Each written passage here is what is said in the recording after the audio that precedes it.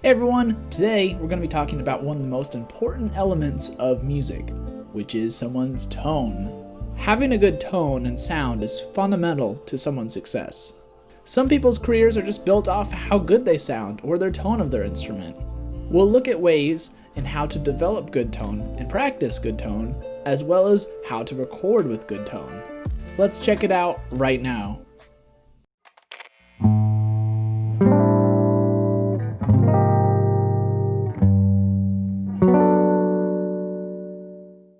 Let's first talk about how to play with good tone. Tone comes from a combination of the left and right hands when playing guitar. For the left hand, it all comes down to the amount of contact you're making with your fingertips to the fretboard. You want to push hard, but not ridiculously hard. It's all about getting the most contact with your fingertips. Some tips when doing this. 1. Make sure that your thumb is behind the neck. The power of the left hand comes from this motion, the squeezing of the thumb and the fingers together. Without proper placement of the thumb, you can't have a good anchor for this to happen. 2. Make sure that your left hand has nice curls with your fingers. Now what I mean by that is you need to have nice arches in your fingers when you're playing with your left hand on the guitar neck. You don't want to have your fingers too arched or too flat. When you arch your fingers in the right way, you can achieve the maximum amount of contact with the fretboard. Here's a good way to make sure that your fingers are naturally curled and getting the most contact. First, make a fist. Then, relax your hand. The way your fingers are curled is how it should look when you're playing notes. Now take that shape and put it directly on the fretboard. So now that you know a bit about the left hand, let's talk a bit about the right hand. Again, it's about the contact of the pick with the strings, not how hard you're picking the strings. To make sure that I don't overpick, I usually plant my pinky on the pick guard or body of the guitar. This gives me support when playing. Next, you want to angle your pick. Don't play with the pick parallel to the strings. You want to make sure that your pick has a slight angle to it. You will need to play around with the amount that the pick needs to be angled. If you angle it too much or too little, your tone will sound thin. You're trying to get that spot just in the middle where it really fattens up the sound. So now you know how to play with good tone. Make sure to practice either scales or melodies really slow and focus on the amount of contact you're getting out of each and every single note. The key to getting good tone is focus and practice. So now let's move on how to record yourself with good tone. I'm assuming that you already know how to do the basics of home recording, such as using an interface or a DAW.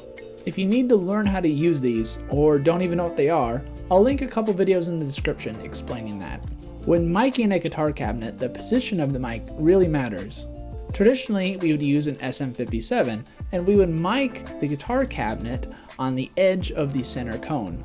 To find this, you can either have a guitar cabinet where you can clearly see the cone, or if you have, like what I have, a Fender Deluxe, just use a flashlight and hold it up to the grill and you'll be able to see inside of the mesh.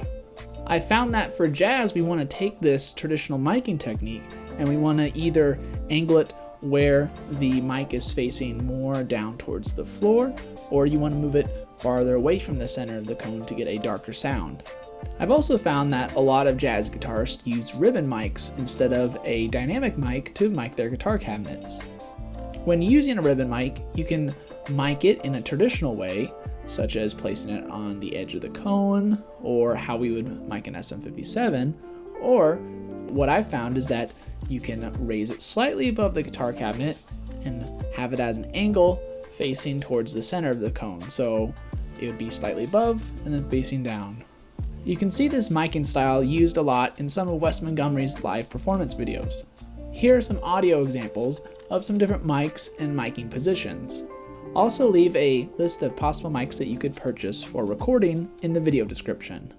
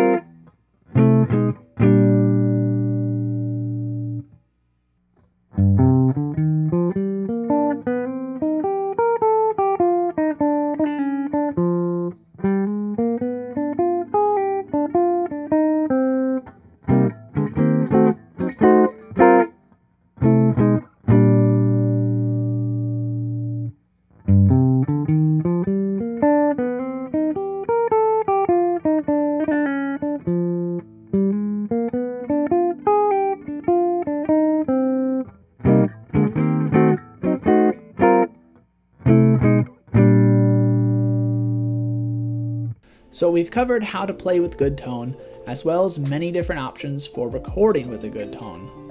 The next thing that you want to do is try things out for yourself. Practice your scales and melodies and really focus on how you're playing the notes. Record a solo guitar piece and try different miking positions, or if you have different mics, try different mics. It all comes with experience and practice.